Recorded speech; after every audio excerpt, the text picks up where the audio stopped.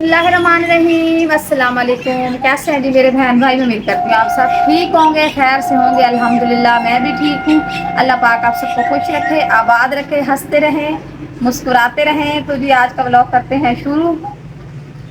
जी तो आज सुबह के बच्चे गए हुए हैं स्कूल पे नहाने के लिए, तो अभी आए हैं। तो मैं इनका इंतज़ार कर रही थी कि जब ये आए तो मैं अपना व्लॉग वगैरह बनाऊं। सुबह मैंने जब मशीन निकाली, मैंने कहा जी मैं कपड़े वगैरह धोती हूँ। अपना धोबी कार्ड खोल के इतने सारे कपड़े जमा हो चुके थे, तो मैंने कहा चलो मैं मशीन लगा के धो लेती हूँ।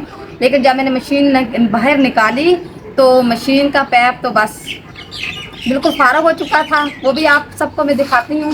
तो फिर मैंने सारे घर के काम किए। फिर मैंने जो आधे कपड़े थे ना, काफ़ी सारे थे ना, पहले थोड़े से तो मैंने रख दिए हैं धोने के लिए। तो कुछ मैंने निकाले हैं, धोए हैं मैंने हाथ से। इतने ज़्यादा कपड़े हैं जो मैंने हाथ से धोए हैं, अभी मैं आप सबको दिखाती हूँ।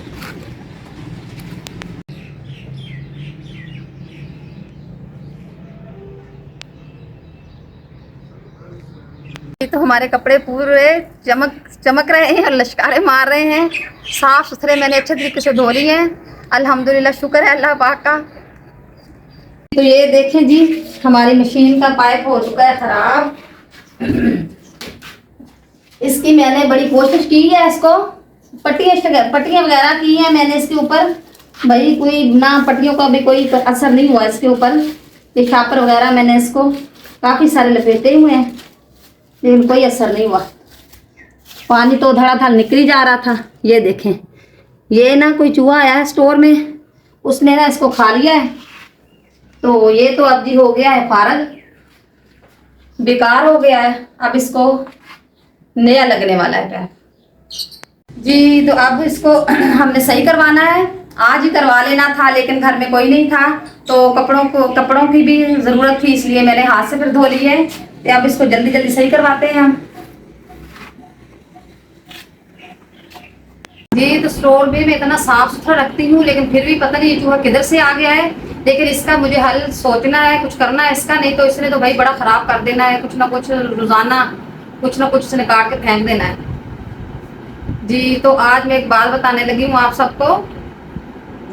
बात ये है कि ना, इधर मोहल्ले में इतनी लड़ाई हुई है, इतनी लड़ाई। उसकी वजह ये है कि दो बच्चे हैं, बस यही क्रिकेट वगैरह खेलते थे आपस में।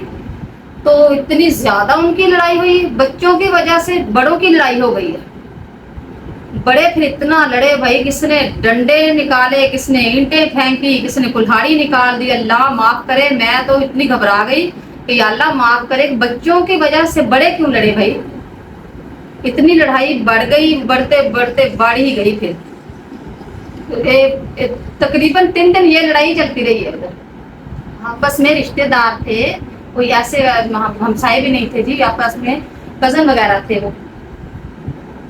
तो मैं यही बताना चाह रही हूँ कि जब भी बच्चों की लड़ाई हो तो बड़ों को बीच में नहीं बोलना चाहिए, एक दूसरे को समझाना चाहिए। बल्कि अपने बच्चे को बंदा डांट दे कि भाई तुम्हारी गलती है, तुम अगर वो तुमसे लड़े हैं तुम्हारी गलती होगी ना। बच्चों को बंदा समझाना चाहिए, ये तो नहीं कि बच्चे को बंदा शह दे दे। कभी बच्चे को बंदा शह ना दे, क्योंकि लड़ाई फिर बड़ों की हो जाती है तो बड़े मसले ख़राब हो जाते हैं, बड़ी परेशानी बन जाती है।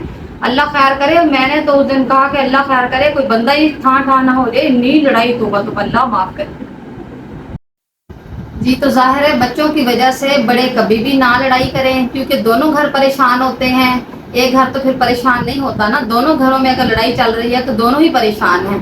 तो हम बड़ों को चाहिए कि बच्चों की वजह से कभी ना लड़ें, बच्चों को समझाएं। क्योंकि जहाँ बच्चे खेलते हैं वो लड़ाई तो होती है, लड़ाई भी चलती है, खेलते भी हैं। फिर बच्चों की ये बात देखें कि बड़े लड़ाई कर लेते हैं, बड़ों में कितने कितने दिन लड़ाई चलती रहती है।